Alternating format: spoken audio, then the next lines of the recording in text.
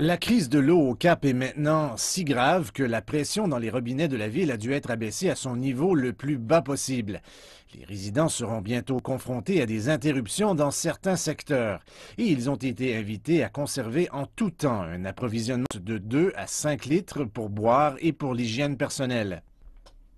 La municipalité veut que les résidents réduisent leur consommation d'eau à moins de 100 litres par jour par personne et tirer la chasse des toilettes uniquement lorsque cela est absolument nécessaire avec de l'eau grise et se doucher pendant pas plus de 2 minutes par jour.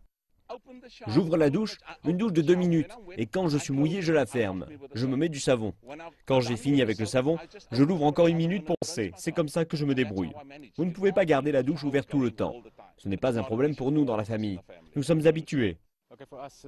Pour nous, cela a été assez difficile parce que nous sommes une famille de 6 personnes. Cela signifie que tout le monde a dû prendre des bains avec moins d'eau.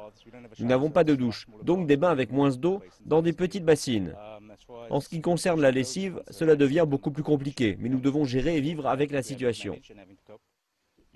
Vous vous habituez très vite, vous pensez. Pourquoi ne l'avez-vous pas fait toute votre vie? Il s'agit simplement de vous mouiller, de la fermer, de vous savonner, de l'ouvrir, de la fermer. Avant, je me rasais dans la douche. Tout cela est fini maintenant. Mais vous devez faire ce que vous devez faire.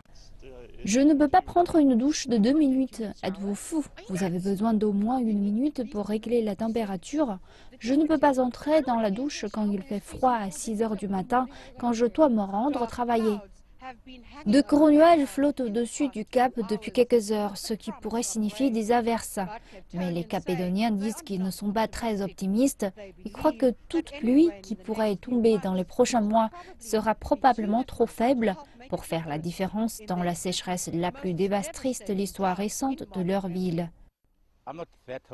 Je ne suis pas très optimiste, parce que si vous voyez les choses de façon pratique, même s'il devait bientôt pleuvoir, les niveaux des barrages ne sont pas là où ils devraient être. Donc, si nous avons de la pluie maintenant, nous allons devoir vivre avec le programme d'urgence à nouveau au cours des prochains mois. Vous pouvez toujours créer de l'électricité. L'eau, lorsque vous manquez d'eau, vous ne pouvez pas créer d'eau. Et selon les mots du maire du Cap, pour l'instant, la pénurie d'eau dans cette partie du monde est la nouvelle norme.